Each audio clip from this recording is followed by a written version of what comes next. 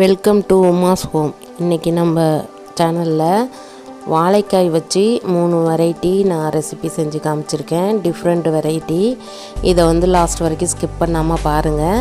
எல்லா ரெசிபியும் உங்களுக்கு கண்டிப்பாக பிடிக்கும். ஃபஸ்ட்டு நம்ம சைவ மீன் வறுவல், வாழைக்காயை வச்சு மீன் வறுவல் எப்படி செய்யலான்னு வாங்க பார்க்கலாம். இதுக்கு நான் 3 பெரிய வாழைக்காய் எடுத்திருக்கேன். இதை நல்லா தோல் செதுக்கிட்டு கிராஸில் நம்ம வெட்டிக்கலாம். இப்போ தோல் செதுக்கி இதை தண்ணியில் போட்டுக்கோங்க, இல்லைன்னா கருத்து போயிடும். இப்போ இதுக்கு என்னென்ன மசாலா அரைக்கணும்னு பார்த்துக்கலாம். நான் இதுக்கு ஒரு துண்டு பட்டை யூஸ் பண்ணியிருக்கேன், ஒரு இஞ்சி, ஒரு 5-6 பல் பூண்டு, ஒரு 5 சின்ன வெங்காயம், 2 ஸ்பூன் சோம்பு இதெல்லாம் நம்ம பூண்டெல்லாம் சேர்த்துக்கிட்டோன்னா வாழைக்காய் வாய்வுன்னு நிறைய பேர் சாப்பிட மாட்டாங்க. பசங்களுக்கெல்லாம் வாழைக்காய்னா பிடிக்காது, உருளைக்கிழங்கு சாப்பிட்ற அளவுக்கு வாழைக்காய் சாப்பிட மாட்டாங்க. இது மாதிரி நம்ம கொஞ்சம் கொரப்பாக அரைச்சிட்டு அது கூடவே நம்ம அதுக்கு தேவையான அளவில் மிளகாத்தூள் உப்பையும் சேர்த்து எல்லாத்தையும் ஒன்றா ஃபைன் பேஸ்ட்டாக அரைச்சிக்குவோம். நீங்கள் இது மாதிரி செஞ்சு கொடுத்து பாருங்கள், பசங்க எல்லாருமே ரொம்ப விரும்பி சாப்பிடுவாங்க. அப்படியே பார்க்குறதுக்கு மீன் வறுவல் மாதிரியே இருக்கும்.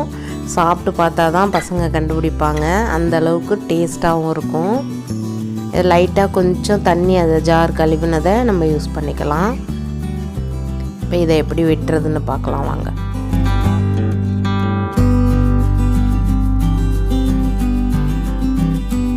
நம்ம ரவுண்ட் பீஸாக வெட்டாமல் இந்த மாதிரி கிராஸாக வெட்டினோன்னா அது மீன் துண்டு மாதிரியே விழுகும். ரவுண்டாக வெட்டினா நார்மலாக வாழைக்காய் வறுக்கிற மாதிரியே இருக்கும். இந்த மாதிரி நீங்கள் கட் பண்ணி சென்டரில் ஹோல் போடாமல் கொஞ்சம் சைடாக நம்ம ஒரு ஹோல் போட்டுக்கிட்டோன்னா அசல் மீன் பீஸ் மாதிரியே இருக்கும். இது இந்த மசாலா கூட சேர்ந்து நம்ம ஊற வச்சு வறுக்கும்போது ரொம்ப டேஸ்ட்டாக இருக்கும். இது மாதிரி நீங்கள் செஞ்சு கொடுத்து பாருங்கள், கண்டிப்பாக பசங்களுக்கு எல்லாமே ரொம்பவே பிடிக்கும். இதில் நம்ம சோம்பு பூண்டு இதெல்லாம் சேர்த்துருக்கிறதுனால வாய்வும் அந்தளவுக்கு இருக்காது. வாழைக்காயில் இன்னும் ஒரு டிப்ஸ் இருக்குங்க.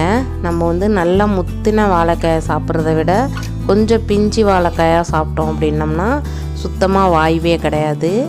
நான் இந்த மாதிரி எல்லாமே கிராஸ் பீஸாக வெட்டிட்டேன். இப்போ இதை ரவுண்ட் போட்டுக்கலாம். உங்கள்கிட்ட ரவுண்டாக ஏதாவது உங்கள்கிட்ட ஓட்டை போடுற மாதிரி சில்வர் ஸ்டார் இருந்தால் நடுவில் இந்த மாதிரி ப்ரெஸ் பண்ணி ஓட்டை போட்டுக்கலாம். அப்படி இல்லைன்னா இந்த மாதிரி நைஃப் வச்சு ரவுண்டாக ஹோல் போட்டுக்கோங்க. இது மாதிரியே எல்லா பீஸ்லேயும் நம்ம கொஞ்சம் ஹோல் போட்டு வச்சுக்கலாம். நீங்கள் இப்போ தான் என் சேனலை ஃபஸ்ட் டைம் பார்க்குறீங்க அப்படின்னா கீழே ரெட் கலரில் சப்ஸ்கிரைப்னு ஒரு பட்டன் இருக்கும், அதை கிளிக் பண்ணி பக்கத்தில் பெல் ஐக்கான் வரும், அதை கிளிக் பண்ணி ஆளுங்கிற ஆப்ஷன் கொடுத்துக்கோங்க. அப்போ தான் நான் போடுற வீடியோஸ் எல்லாமே உங்களுக்கு நோட்டிஃபிகேஷனில் உடனுக்குடனே வரும். என்னோடய சேனலில் நிறைய ரெசிபீஸ் இருக்குது. நீங்கள் ஹோம் பேஜில் போய் உள்ள ப்ளேலிஸ்ட்டை கிளிக் பண்ணி பார்த்தீங்கன்னா நிறைய வெரைட்டி குக்கிங்கு, ஹேண்ட்கிராஃப்ட்டு எல்லாமே வச்சுருக்கேன். உங்களுக்கு பிடிச்சிச்சின்னா அதை நீங்கள் கிளிக் பண்ணி பார்க்கலாம். நீங்கள் ஹோம் பேஜில் போயிட்டு உள்ளே கிளிக் பண்ணி பாருங்கள். இதே போலவே எல்லா பீஸையும் நம்ம வெட்டி எடுத்து வச்சாச்சு. இப்போ இந்த மசாலா கூட நம்ம எல்லாத்தையும் சேர்த்துடலாம். வாழைக்காய் ஃப்ரெஷ்ஷாக இருக்கும்போது ஸ்டிஃபாக இருக்கும் நம்மளுக்கு, அதனால் இந்த மசாலாவில் போட்டு ஒரு அரை மணி நேரம் நம்ம ஊற வச்சோம் அப்படின்னா உப்பெல்லாம் உள்ளே போய் நல்லா சாஃப்டாயிரும். லைட்டாக எண்ணெயில் போட்டு பிரட்டி எடுத்தோம்னாலும் சூப்பராக வெந்துடும். இதேமாரி நீங்கள் மீன் பிரட்டுற மாதிரியே பிரட்டி ஒரு 1/2 hour ஊற வச்சு எடுத்து நம்ம தவாவில் போட்டு பொரிக்கலாம். இதுக்கு நீங்கள் நிறைய ஆயில் ஊற்றி கூட அப்படியே எண்ணெயில் போட்டும் பொரிக்கலாம்.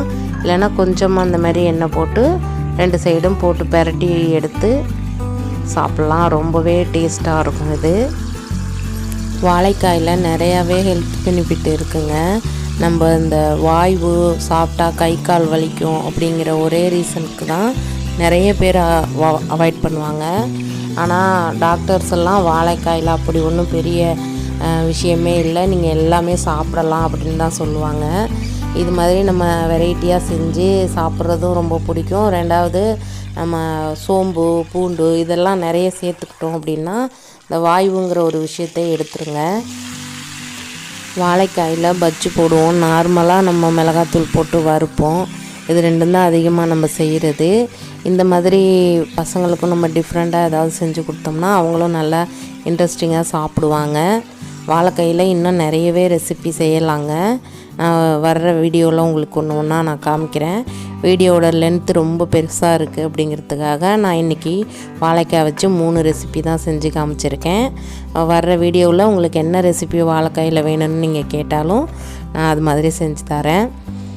இங்கே பாருங்கள், வாழைக்காய் மீன் வறுவல் சூப்பராக ரெடி ஆயிடுச்சு. இது சைவ மீன் வறுவல்னு சொல்லுவோம்.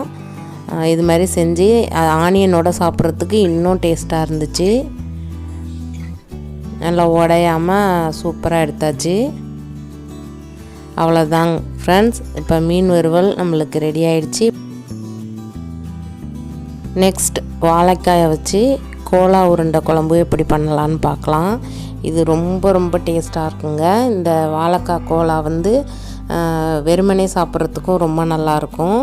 இதுக்கு நான் 5 வாழைக்காயை நான் இட்லி தட்டில் வச்சு ஆவியில் வேக வச்சு எடுத்துட்டேன். இந்த மாதிரி ஒரு 15 நிமிஷம் வேக வச்சா வெந்து வந்துடும். இதுக்கு பொட்டுக்கடலை மாவு 3 ஸ்பூனும் 2 ஸ்பூன் இஞ்சி பூண்டு பேஸ்ட்டும் எடுத்திருக்கேன்.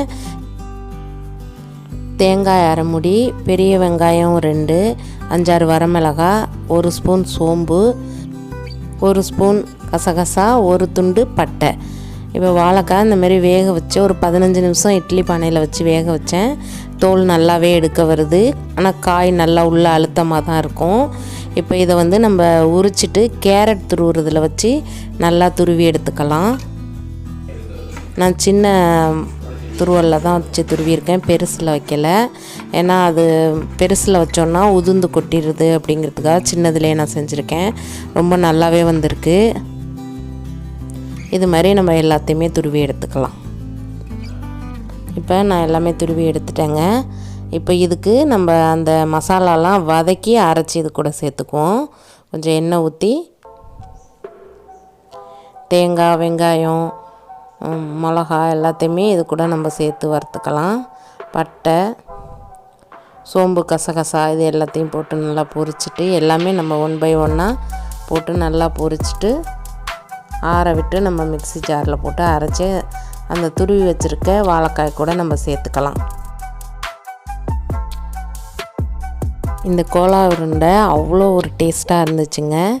இதை நீங்கள் கொஞ்சம் வீட்டில் செஞ்சு பார்த்துட்டு எனக்கு கமெண்ட்ஸில் சொல்லுங்கள். நான் இதில் 3 ரெசிபி கொடுத்துருக்கேன். 3 ரெசிபியுமே வந்து டிஸ்கிரிப்ஷனில் டைம் செட் பண்ணி வச்சுருக்கேன். உங்களுக்கு என்ன வீடியோ வேணுமோ நீங்கள் அதை பார்த்து நீங்கள் ஸ்கிப் பண்ணி பார்த்துக்கலாம். இப்போ இது எல்லாத்தையுமே மிக்சியில் வச்சு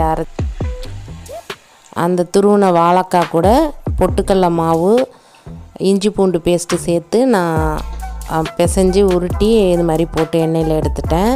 இது வந்து குழம்பு வைக்கிறதுக்கு முன்னாடியே என் பசங்க சாஸ் வச்சு ஒரு 5-6 உருண்டை சாப்பிட்டுட்டாங்க. குழம்புல போடுறத விட அவங்களுக்கு இந்தமாரி பொரித்து கொடுத்தா ரொம்ப பிடிக்கும். நான் குழம்புக்கு ஒரு 10 உருண்டை எடுத்துக்கிட்டு மீதியை அவங்களுக்கு சாப்பிட கொடுத்துட்டேன். இந்தமாரி சாஸ் வச்சு சாப்பிட்டாங்க. ரொம்ப டேஸ்ட்டாக இருக்குன்னு சொன்னாங்க. இப்போ இது எப்படி வைக்கிறது இந்த குழம்பை பார்க்கலாம். பட்டை, சோம்பு இதெல்லாம் தாளிக்கிறதெல்லாம் போட்டு தாளிச்சுக்குவோம். நான் வந்து மட்டன் குழம்பு ஸ்டைலில் வச்சுருக்கேன். புளி ஊற்றாமல் வெங்காயம் தக்காளி வதக்கிட்டு மசாலா போட்டு நான் செஞ்சுருக்கேன். உங்களுக்கு வேணும் அப்படின்னா நீங்கள் காரக்குழம்பு மாதிரி வச்சு கூட அது அந்த கோலா உருண்டையை அதில் போட்டு சாப்பிட்டாலும் ரொம்ப டேஸ்ட்டாக இருக்கும். இது மாதிரி செஞ்சாலும் ரொம்ப டேஸ்ட்டாக இருக்கும்.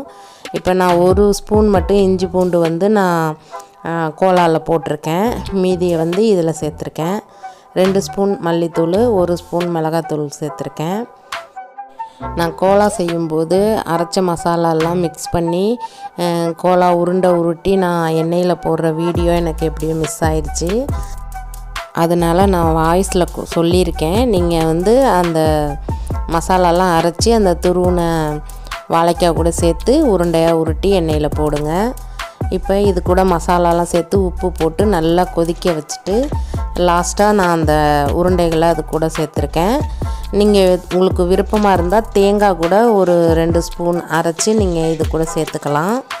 நான் தேங்காய் எதுவும் சேர்க்கலை. தேங்காய் வேணும்னாலும் நம்ம சேர்த்தோன்னா ரொம்ப நல்லாயிருக்கும்.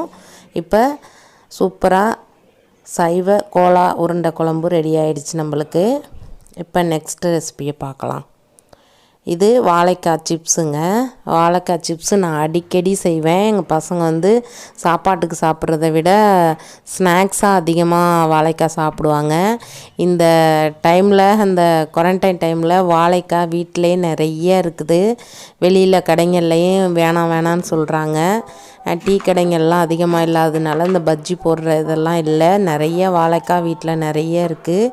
அதனால நான் அடிக்கடி வாழைக்காய் ரெசிபி ஏதாவது செஞ்சிட்டே இருப்பேன். இந்த மாதிரி ஒரு 10 வாழைக்காயை எடுத்து சிப்ஸ் மாதிரி செஞ்சு நான் ஒரு ஏர்டைட் கண்டெய்னரில் போட்டு வச்சுட்டேன்னா அதை ஸ்நாக்ஸ் மாதிரி எடுத்து சாப்பிட்டுக்குவாங்க. ரொம்பவே இது ரொம்ப டேஸ்ட்டாக இருக்குங்க. நேந்திரங்காய் சிப்ஸ் மாதிரியே தான் இதை நம்ம செய்யணும். உப்பு ஒரு 3 ஸ்பூன் போட்டிருக்கேன் 10 வாழைக்காய்க்கு. கொஞ்சம் மஞ்சத்தூள் போட்டு தண்ணியில் மிக்ஸ் பண்ணி வச்சுக்குவோம். இது வந்து நம்ம எண்ணெயில் போடும்போது கொஞ்சம் ஊற்றிக்க போகிறோம். மஞ்சத்தூள் வேண்டாம் வெள்ளையாகவே இருக்கட்டும்னு நினச்சிங்கன்னா நீங்கள் மஞ்சத்தூளை ஸ்கிப் பண்ணிக்கலாம். நல்லா ஆயிலை ஹீட் பண்ணிட்டேங்க. இப்போ வந்து நான் அந்த மாதிரி சிப்ஸு சீவிர கட்டையில் டைரெக்டாக எண்ணெயில் சீவி விட போகிறேன். உங்களுக்கு பயமாக இருந்தால் நீங்கள் தனியாக கூட சீவி வச்சுட்டு கொஞ்சமாக எடுத்து போடுங்க. தனியாக சீவி வச்சோம் அப்படின்னா ஒன்றோட ஒன்று ஒட்டிக்கும். இந்த மாதிரி நம்ம டைரெக்டாக எண்ணெயில் சீவி விடும்போது ஒன்றோட ஒன்று ஒட்டவே ஒட்டாது. ரொம்ப சூப்பராக வரும். நல்லா கிறிஸ்பியாக இருக்கும். இது வேலை செய்கிறதும் ஈஸி தாங்க. இது மாதிரி நீங்கள் செஞ்சு கொடுத்து பாருங்கள். வாழைக்காயில் நம்ம நேந்திரங்காயில் தான் சிப்ஸ் போடணும்னு இல்லை, இந்தமாரி மொந்தங்காயில் போட்டோம்னாலும் ரொம்பவே நல்லாயிருக்கும். இப்போ வந்து பாதி வெந்ததுக்கப்புறம் கொஞ்சமாக நம்ம எண்ணெயில் அந்த உப்பு மஞ்சத்தூள் தண்ணியை ஊற்றினோம் அப்படின்னோம்னா ரொம்ப வெடிக்கலாம் செய்யாது. லேசாக படபடங்கும். கொஞ்சம் ஆயிலை வந்து நல்லாவே ஹீட்டாக வச்சுக்கோங்க. அப்போ தான் சீக்கிரமாக நல்லா செவந்து வரும். வாழைக்காயில் சிப்ஸ் போடுறதுங்கிற விஷயமும் எனக்கும் ரொம்ப நாள் தெரியாது. எங்கள் அத்தை ஒருத்தவங்க தான் இது மாதிரி சொல்லி கொடுத்தாங்க. அவங்க எப்போ சொன்னாங்களோ கிட்டத்தட்ட ஒரு 10 இயர்ஸ் இருக்கும். நான் வந்து இது மாதிரி அடிக்கடி செய்வேன். என் பசங்களுக்கு ரொம்ப பிடிக்கும். நீங்களும் இது மாதிரி செஞ்சு பார்த்துட்டு எப்படி இருந்துச்சுன்னு கமெண்ட்ஸில் சொல்லுங்கள். என்னோடய வீடியோ பிடிச்சிருந்தா லைக் பண்ணுங்கள், ஷேர் பண்ணுங்கள். உங்கள் ஃப்ரெண்ட்ஸ் அண்ட் ஃபேமிலிக்கு ஷேர் பண்ணி விடுங்க. அவ்வளோதான் ஃப்ரெண்ட்ஸ், பாருங்கள் எவ்வளோ கிறிஸ்பியாக இருக்குன்ட்டு. நான் வந்து உப்பு மஞ்சத்தூளும் ஆயிலே சேர்த்துட்டதுனால லாஸ்ட்டாக கொஞ்சம் கருவேப்பிலை பொரிச்சு போட்டு கொஞ்சம் மிளகாத்தூள் போட்டு இந்த மாதிரி கிளறி விட்றேன். நீங்கள் இது மாதிரி செஞ்சு பசங்களுக்கு கொடுங்க. இந்த வீடியோ எப்படி இருந்துச்சுன்னு மறக்காமல் கமெண்ட் பண்ணுங்கள். இன்னொரு டிஃப்ரெண்ட்டான வீடியோவோடு உங்களை சந்திக்கிறேன். தேங்க்யூ.